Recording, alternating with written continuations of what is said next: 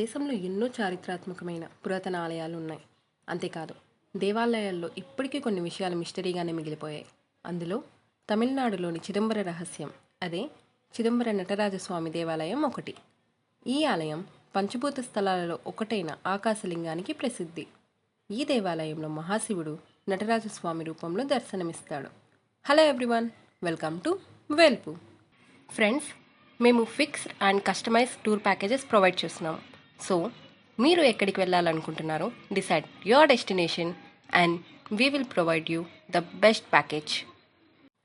చిదంబర రహస్యం అంటే ఏంటి? చిత్ అంటే జ్ఞానం, అంబరం అంటే ఆకాశం.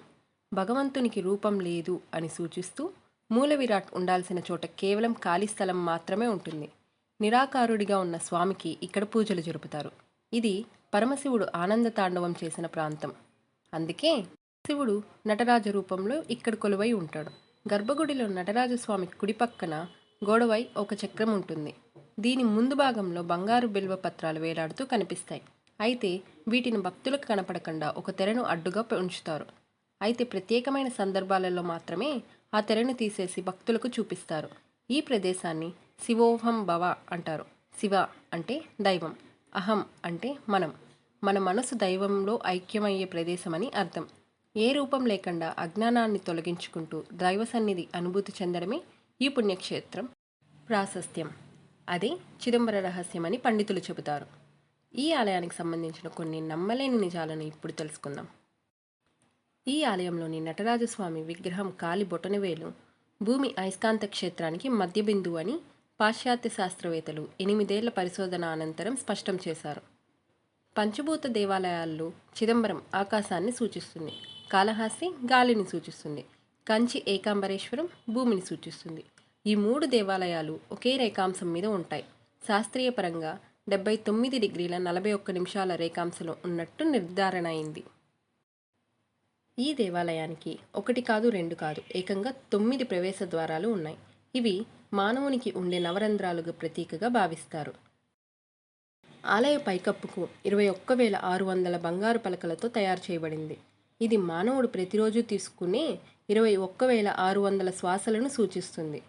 ఆ బంగారం రేకులు తాపడం చేసేందుకు 72,000 బంగారు మేకులను వాడారు. ఇది మన శరీరంలో ఉండే నాడులు అని ఆయుర్వేదం చెబుతుంది. ఈ గుడిలో పొన్నాంబలం ఎడమవైపు ఉంటుంది. ఇది గుండె ఉండే స్థానం. ఇక్కడికి వెళ్లేందుకు 5 మెట్లను ఎక్కాలి. ఇది నమశివాయ పంచాక్షరిని సూచిస్తుంది. ఈ ఆలయంలో కనకసభ, చిత్సభ, నృత్యసభ, దేవసభ మరియు రాజసభ అనే 5 ప్రధాన మందిరాలు ఉన్నాయి. ఈ ఆలయంలో కనకసభలో ఉండే 4 స్తంభాలు 4 వేదాలకు ప్రతీకలు. పొన్నాంబలంలో ఉండే 28 స్తంభాలు శివుని ఆరాధించే 28 పద్ధతులను సూచిస్తుంది. ఇక్కడ 9 కలశాలు 9 రకాల శక్తులకు ప్రతీకలు. ఆ పక్కనే ఉండే మండపంలో 18 స్తంభాలు 18 పురాణాలకు ప్రతీకలు. నటరాజు భంగిమను పాశ్చాత్య శాస్త్రవేత్తలు కాస్మిక్ డాన్స్ అని అభివర్ణించారు. ఈ విషయాలన్నీ శాస్త్ర సముతాలని నిరూపించేందుకు పాశ్చాత్య శాస్త్రవేత్తలకు 8 ఏళ్లకు పైగా సమయం పట్టింది. మన ప్రాచీన తమిళ్ పండితుడు తిరుమల్లార్ ఈ విషయాన్ని 5,000 సంవత్సరాల క్రితమే నిరూపించారు. అతని గ్రంథం తిరుమందిరం యావత్ ప్రపంచానికి అద్భుతమైన శాస్త్రీయ మార్గదర్శి. అతని అధ్యాయాలను అర్థం చేసుకోవడానికి మనకు 100 సంవత్సరాల టైం పట్టొచ్చు. ఈ వీడియో మీకు నచ్చినట్లయితే please like, comment and subscribe to వేల్పు.